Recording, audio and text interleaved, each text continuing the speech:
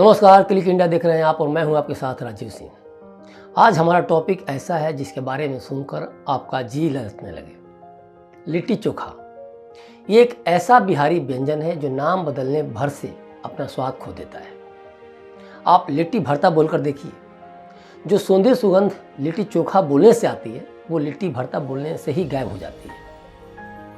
लेकिन आज यह लिट्टी चोखा बिहार के धुआं उठते तंदूर से धीरे धीरे गायब हो रहा है और इसी लिट्टी चोखा को देश ही नहीं दुनिया भी घी में डूबी सुनहरी लिट्टी और बैगन टमाटर का मसालेदार चोखा, धनिया और चने की चटनी या अन्य प्रयोग करके जायके के साथ छक कर खा रही है।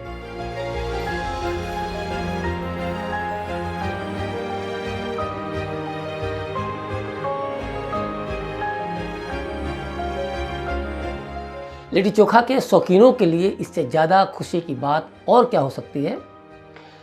लेकिन जब आप दिल्ली, नोएडा या गुरुग्राम की एक शानदार रेस्तरां में बैठकर इस पारंपरिक बिहारी व्यंजन का स्वाद लेते हैं तो मन में एक सवाल उठता है कि क्या बिहार की राजधानी पटना में भी इसकी सफाई और व्यवस्था के साथ लिट्टी चोखा कहीं मिलता है।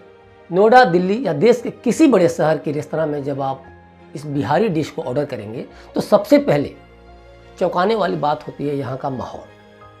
चमचमाते फर्श, करीने से सजे टेबल, वेटर के साफ सुथरे यूनिफॉर्म और एक प्रोफेशनल सर्विस। लिट्टी चोखा जैसा स्ट्रीट फूड आमतौर पर सड़क किनारे ठेले या ढाबों में मिलता है, लेकिन यहाँ इसे एक अलग ही क्लास के साथ पेश किया जाता है।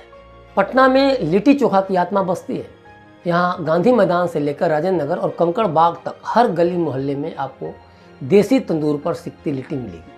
दुनिया भर में कोई लिट्टी को सेकता रहे, लेकिन जो स्वाद बिहार में मिलेगी वो शायद ही कहीं और मिले। लेकिन क्या बिहार में सफाई, बैठने की व्यवस्था और सर्विस भी देश के अन्य जगहों जैसी है, जैसी नोएडा या दिल्ली के रेस्तरां या रेस्टोरेंट में देखने को मिलती है? पटना के कई दुकानदार कहते हैं कि लिट्टी चोखा तो खुले में ही अच्छा लगता है। लकड़ी के कोयले की खुशबू के बिना इसका असली मज़ा ही नहीं आता। बात बिल्कुल सही है, लेकिन क्या खुले में बिकने का मतलब गंदगी और सड़कों के धूल होने चाहिए? दिल्ली और नोएडा ने दिखा दिया कि पारंपरिक स्वाद को भी आधुनिक और व्यवस्थित तरीके से परोसा जा सकता है। कुछ लोगों को यह बात चुभ सकती है कि दिल्ली, गुरुग्राम या नोएडा जैसे शहर में बिहारी व्यंजन को इतना क्लास और हाइजीन के साथ पेश किया जा रहा है। सोशल मीडिया पर भी अक्सर बहस छिड़ती है, लिट्टी चोखा तो सिर्फ बिहार का है। लेकिन असल सवाल यह है कि अगर यह बिहार का है तो पटना में इसे और बेहतर तरीके से क्यों नहीं परोसा जा सकता? क्यों अब तक यह सिर्फ ठेले और ढाबों तक ही सीमित रहा? नोएडा में यह व्यंजन अब सिर्फ बिहारियों की पहचान नहीं रहा, बल्कि यह हर किसी की पसंद बनता जा रहा है। यह बिहारी संस्कृति की लोकप्रियता का ही सबूत है कि इसे बड़े शहरों में एक नई पहचान दी जा रही है।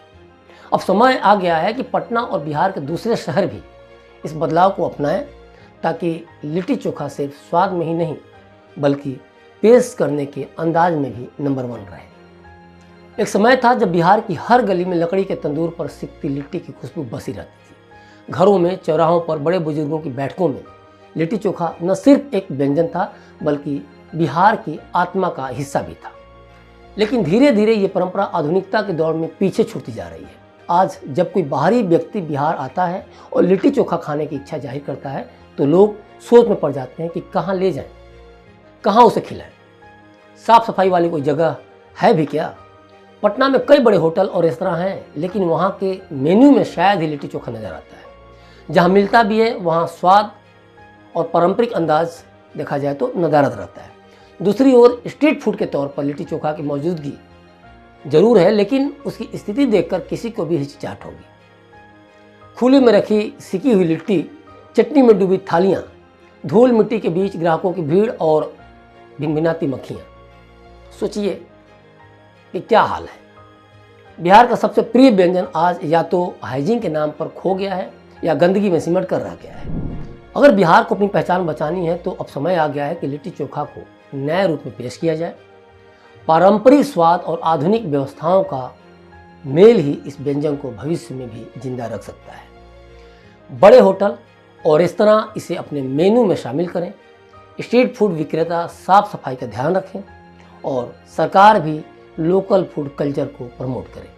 बिहार सिर्फ अपनी इतिहास और परंपरा के लिए नहीं जाना जाता, बल्कि अपनी खास और अद्भुत खाने पीने की संस्कृति के लिए भी पहचाना जाता रहा है। अगर इसे बचाया नहीं गया तो आने वाली पीढ़ियां शायद सिर्फ किताबों में ही लिट्टी चोखा का नाम पढ़ेंगी, चख नहीं पाएंगी। जब आप बिहार के किसी पुराने इलाके में जाएंगे तो आपको वही जर्जर दुकानें, पुरानी सोच और बदलाव से परहेज करते लोग दिखेंगे। हर चीज़ में वही पारंपरिक ढर्रा, वही घिसे पिटे विचार। यहाँ नवीनता को अपनाने की ललक कम होती जा रही है। इसलिए जब बाहर से कोई पर्यटक पटना आता है और पूछता है लिट्टी चोखा खाने के लिए कोई अच्छी जगह बताइए, तो लोग बगले झांकने लगते हैं, क्योंकि सफाई है ही नहीं और जहाँ है वहाँ स्वाद नहीं है। आज दिल्ली, नोएडा, बेंगलुरु और मुंबई में बिहार का लिट्टी चोखा शानदार रेस्तरां में परोसा जा रहा है।